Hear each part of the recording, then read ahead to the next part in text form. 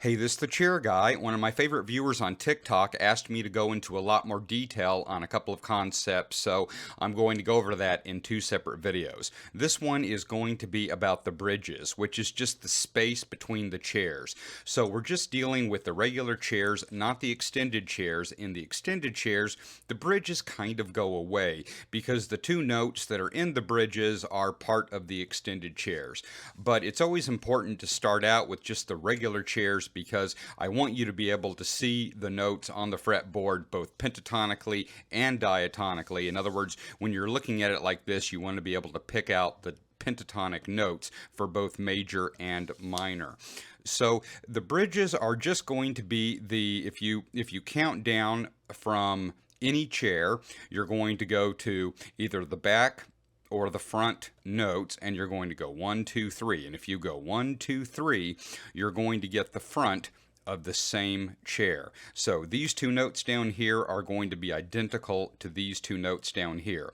And if you go 1, 2, 3 from the front note of the bottom of the chair, you're going to get the back of the next chair. So these three notes are going to be identical to these three notes, which is why this is going to start allowing you to play very efficiently, because you can start with this minor root right here, and you can get down to this chair or get down to this note, or you can put, let's say for instance, your ring finger right here, and you can play across to these notes. So it just allows you to access the notes in different ways.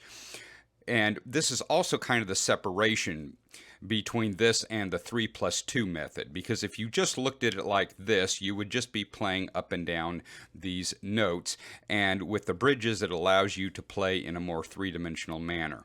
Now above the chairs is the exact same thing. Let's go to the top of the blue chair so we don't go off the fretboard, and if we go 1, 2, 3 from the top of the chair, we are going to get these two notes right here. These two notes are identical to these two notes because this red chair is right above this blue chair. So the simple rule is 1, 2, 3 from the bottom. The bottom of the back of a chair is the front of a chair. 1, 2, 3 from the bottom of the chair is the back of a chair, and the opposite is always true.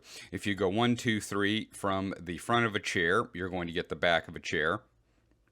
And if you go 1, 2, 3 from the front of the chair, you're going to get the back of a chair. So above the back is a bottom, above the bottom is a back, if that makes any sense.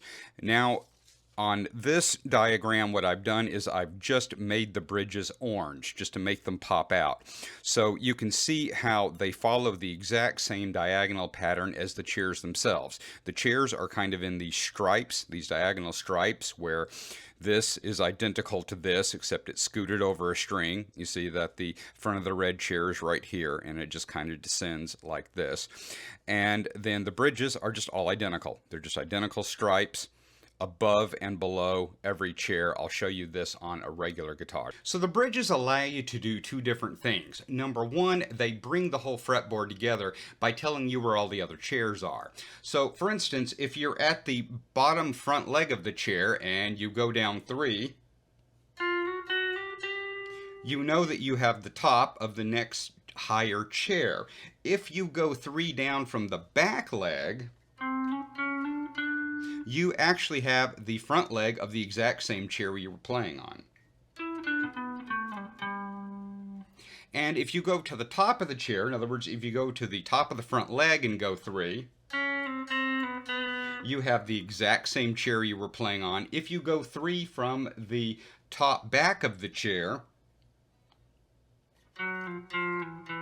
you have the next lower chair. So it just helps you bring the whole fretboard together. The other thing that it allows you to do is play more horizontally, because obviously, let's say for instance we were playing in minor, so we're playing using this bottom front leg as the root.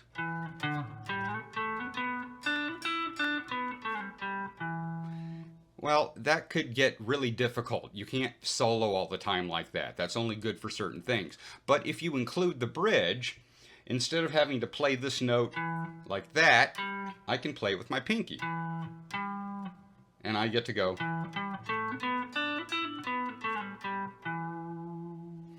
And so it frees you up to play in more dimensions, not just along the chair pattern.